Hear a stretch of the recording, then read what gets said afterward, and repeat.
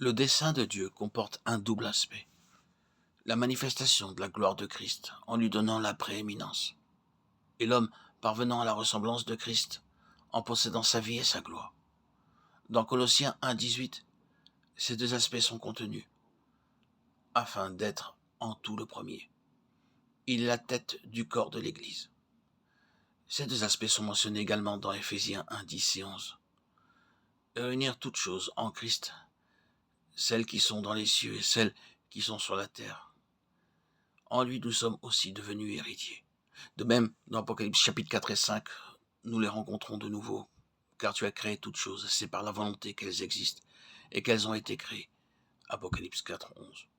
Et il chantait un cantique nouveau en disant, tu es digne de prendre le livre et d'en ouvrir les sceaux, car tu as été immolé et tu as racheté pour Dieu par ton sang des hommes de toute tribu, de toute langue, de tout peuple et de toute nation. Tu as fait d'eux un royaume et des sacrificateurs pour notre Dieu, et ils régneront sur la terre. Apocalypse 5, 9, 10. Dieu créa pour accomplir son plan. Il créa toutes choses, afin que toute chose soit une manifestation de Christ. Ce plan concerne plus particulièrement l'homme qui doit parvenir à la ressemblance de Christ. Mais la rébellion de Satan a introduit une telle perturbation dans la création que l'harmonie en est brisée et l'homme tombé dans le péché. Dieu a réagi par le moyen de la rédemption dans le but de rétablir le dessein qu'il s'était proposé dans la création. C'est pourquoi la rédemption, par le moyen de Christ, rend possible la réconciliation de toutes choses avec Dieu, le rachat du genre humain par le don de sa vie. La rédemption a également réglé le double problème qui s'opposait à Dieu, la rébellion de Satan et le péché de l'homme. En résumé, la rédemption par Christ résout 4 aspects. 2 sont positifs, réconcilier toutes choses en les ramenant à Dieu, accorder sa vie aux hommes. Les 2 autres sont négatifs. Ils traitent de la rébellion de Satan et du péché de l'homme.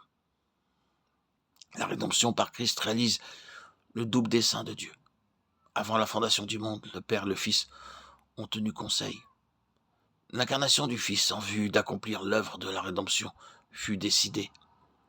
La rédemption n'est donc pas une mesure fortuite, mais bien au contraire une action arrêtée de toute éternité. Bien plus, nous pouvons ajouter que Christ n'est pas venu dans le monde selon l'image d'Adam, pour la raison qu'Adam lui-même a été créé à l'image de Christ. Genèse 1, 26 énonce le plan de Dieu, tandis que le verset 27 décrit l'exécution de ce plan. Dieu dit au verset 26, « Faisons », c'est le plan. Le verset suivant est l'exécution de sa volonté. Dieu créa l'homme à son image. Le verset 26 révèle la décision du conseil divin, tandis que le verset 27 nous montre la création de l'homme à l'image du Fils. Dans la déité, seul le Fils a une image, et Adam fut créé d'après l'image de Christ.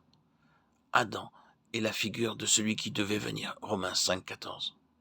La venue de Christ dans ce monde ne fut pas un acte précipité. Il est venu d'après le plan préétabli de Dieu. Avant la fondation du monde, Christ a été oint. Christ est l'homme universel, non limité par le temps et l'espace. Il a été oint avant la fondation du monde, et il est le Christ qui remplit l'univers. Les 4 évangiles révèlent Christ comme l'homme universel.